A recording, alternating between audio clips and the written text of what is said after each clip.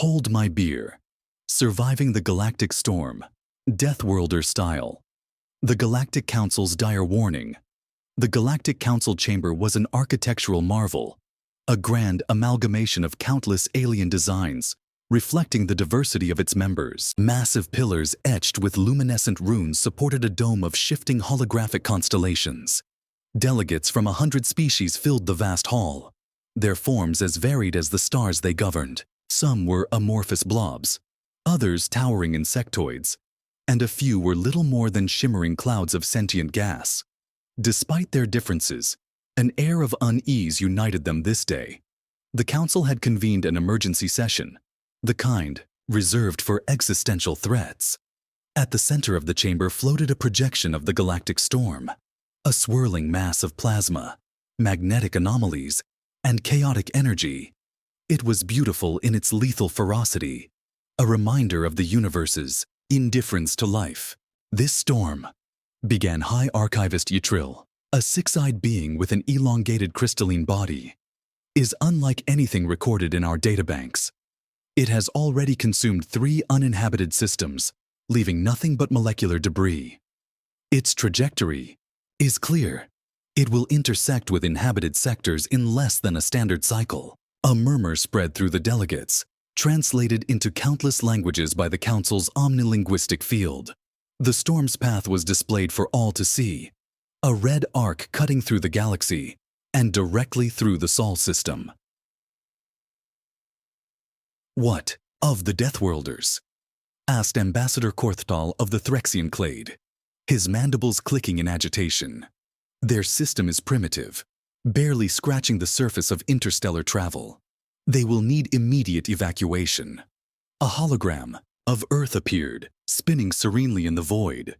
To most species, Earth was a curiosity, a death world, classified as such due to its harsh conditions and dangerous wildlife.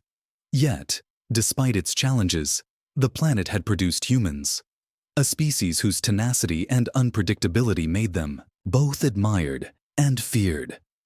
"Evacuation will be problematic," said Envoy Threll, a translucent, jellyfish-like being who had been tasked with monitoring humanity. "Humans are known for their stubbornness and their peculiar sense of pride. They may not accept our help." The room fell silent. No one doubted the envoy's assessment. Humans had a reputation for defying logic and common sense, often with surprising results. Still, the stakes were too high for hesitation. "Send the message," Yitril commanded. "Warn them of the storm and offer our assistance. If they refuse, we will evacuate them by force if necessary." The Council's decision was unanimous. Within hours, a team of emissaries was dispatched to Earth, bearing grim news and a lifeline. Little did they know, humanity's response would be anything but predictable.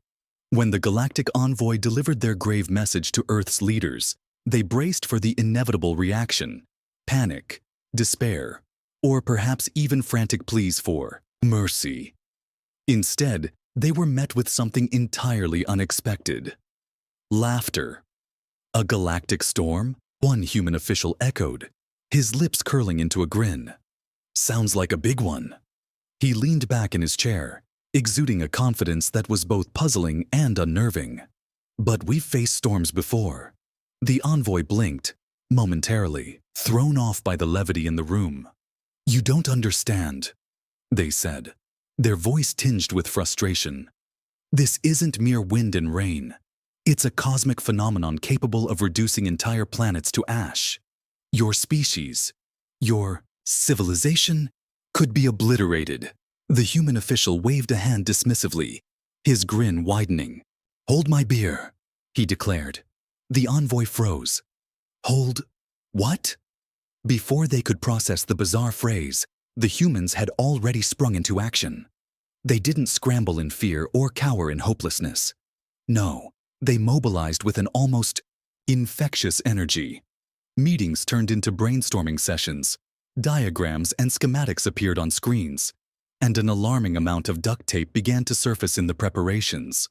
"What is all this?" the envoy asked, watching a group of engineers furiously arguing over the placement of what appeared to be an oversized umbrella attached to a space station. Adaptation. One engineer replied, as if it were the most obvious thing in the world. And adapt they did. Satellite arrays were recalibrated. Strange contraptions were cobbled together. And even old Earth technologies, dismissed as primitive by galactic standards, were dragged out of museums and given a second lease on life. The envoy stood in stunned silence as they observed what could only be described as organized chaos. "This storm is beyond your understanding," they repeated, their tone softer now, almost pleading. "What can duct tape possibly achieve against a galactic storm?" The human leader paused mid-step, turning to meet the envoy's bewildered gaze. "Duct tape isn't just tape," they said, holding up a roll like it was a sacred artifact. "It's a philosophy."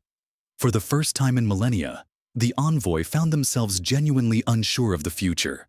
Perhaps they had been wrong. Perhaps humans weren't cowards at all. Perhaps they were something far more dangerous, unpredictable. The Galactic Council remained skeptical. To them, humanity's bold declaration to stand and fight against the storm seemed like a death wish wrapped in delusion. But humanity was undeterred. They named their audacious plan the Stormbreaker Initiative, a title brimming with defiance and confidence. While most advanced civilizations focused on intricate evacuation protocols, loading their fleets with millions of evacuees, humanity took a radically different path. Instead of running, they decided to stay, and to shield their planet. But this wouldn't be just any planetary shield. No, humanity envisioned a construct that would not only withstand the storm's apocalyptic energy, but also harness it. The very force meant to annihilate them would fuel their survival. Engineers, scientists, artists, and even backyard inventors answered the call. Across the globe, ideas collided in a maelstrom of creativity and ingenuity. Governments loosened restrictions, corporations opened their vaults, and individuals with no formal training stepped forward with absurd yet oddly effective suggestions. In a massive assembly hangar, a galactic observer from the Council watched. A group of humans work feverishly. One human knelt on the ground, threading thin strips of a flexible material through a component. "What are they using?" the alien whispered to another observer. "Something called zip ties?" The second alien sighed, rubbing their forehead. "Don't question it," they muttered. "It's working." Humanity's ingenuity baffled even the most advanced species. Plasma conductors were stabilized with kitchen colanders. Gravitational regulators were calibrated using parts from old microwaves. And the sheer amount of duct tape and zip ties incorporated into critical systems defied all reason. "What if it fails?" a galactic envoy asked nervously. "It won't," replied a human scientist without looking up from their calculations. "Zip ties are rated for all kinds of stress. And besides, we've got redundancies." Redundancies, it turned out, included a secondary grid powered by recycled nuclear submarines and an ancient oil rig retrofitted to serve as a mobile command center. At the heart of it all was the shield itself, a colossal network of orbital panels and ground-based towers designed to act as a funnel. The storm's energy would be absorbed, converted, and redirected. What most civilizations feared as destruction, humanity saw as an untapped resource. As the project progressed, the galactic observers began to waver in their skepticism. Humanity's methods were chaotic, unorthodox, and sometimes downright reckless. But they were undeniably effective. "They have no respect for convention," one observer muttered, watching as a team of humans cheered over a particularly janky-looking section of the shield. "No," another replied, a hint of awe in their voice. "They don't. But maybe that's why it might actually work." As the final pieces of the Stormbreaker Initiative were assembled, the world held its breath. Humanity wasn't just preparing for survival. They were aiming to rewrite the rules of how a species could face the cosmos. Because to humanity, storms, whether on Earth or in the galaxy, weren't threats. They were challenges to conquer. The Council watched in stunned silence as Earth's shield absorbed the storm's energy, transforming it into a radiant display visible across the galaxy. The humans had not only withstood the Galactic Storm, but had harnessed its power, turning a potential catastrophe into a testament to their resilience and ingenuity. "This is unprecedented," a council member remarked, his voice tinged with disbelief. Another added, "Their technology is rudimentary compared to ours. How did they achieve this?" The council's leader, a being of immense intellect and experience, pondered the implications. "We underestimated humanity," she said. "Their adaptability and resourcefulness are beyond our expectations." Back on Earth, the storm's aftermath was a scene of both awe and celebration. Cities illuminated by the storm's energy stood as symbols of human achievement. Scientists and engineers worked tirelessly to understand the mechanisms behind the shield's success, while leaders addressed the global community, emphasizing unity and the dawn of a new era. However, not all were content. Some factions questioned the sudden surge in power and the potential consequences of harnessing such immense energy. Debates erupted over the ethical implications and the long-term effects on Earth's environment and society. Meanwhile, the Council convened to discuss the next steps. "We cannot allow this to go unchallenged," one member asserted. "If humanity can wield such power, they pose a threat to the balance of the galaxy." Another countered, "Their potential is both a threat and an opportunity. Perhaps it's time to reconsider our approach." The leader remained silent, contemplating the path forward. "We will observe," she finally declared. "Let humanity reveal their true nature. Then, we will decide." As the Council deliberated, humanity stood at a crossroads. The Galactic Storm had tested their limits, and they had emerged stronger.